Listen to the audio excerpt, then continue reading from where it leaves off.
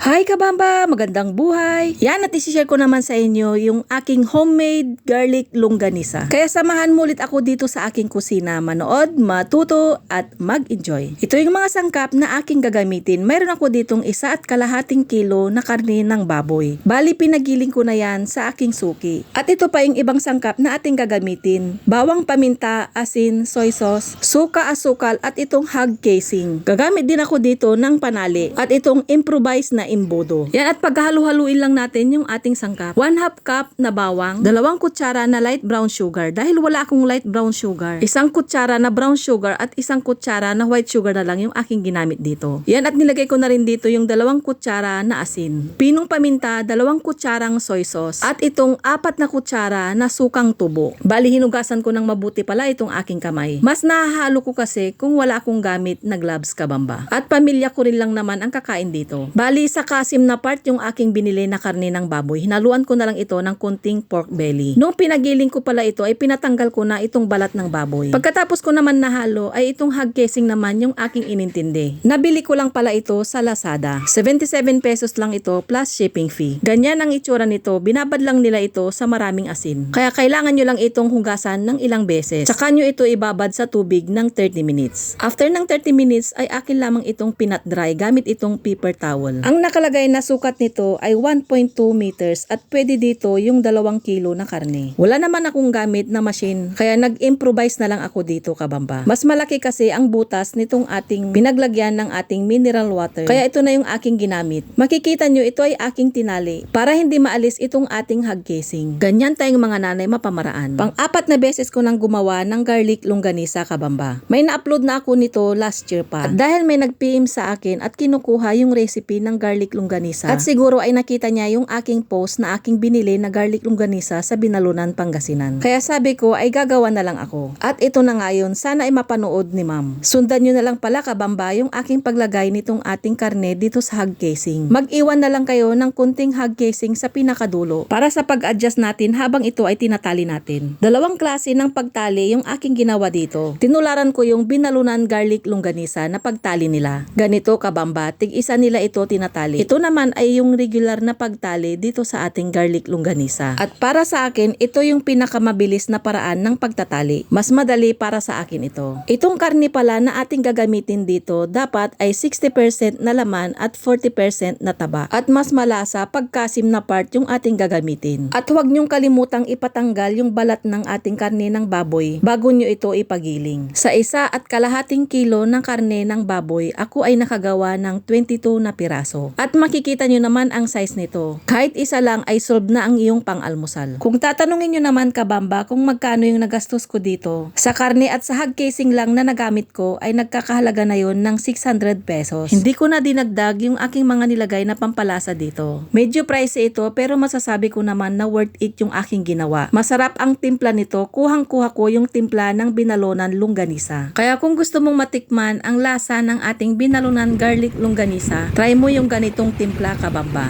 Yan at ilalagay ko lang dito sa ziplock at dito sa plastic. Tatagal naman ito pag nilagay natin ito sa freezer. Kaya solve na naman yung pang-almusal namin ng mga ilang araw. Sana ay muli niyong nagustuhan kabamba itong aking na-share sa inyo na homemade garlic longganisa. Pwedeng paki-like and share mo na lang itong video na to para mapanood din ng iba. At kung umabot ka sa panonood dito, baka di ka pa nakapag-follow dito sa aking page. Pwedeng paki-like and follow mo naman po ang Bamba's Kitchen. Maraming salamat sa panonood kabamba. See you sa aking next cooking vlog.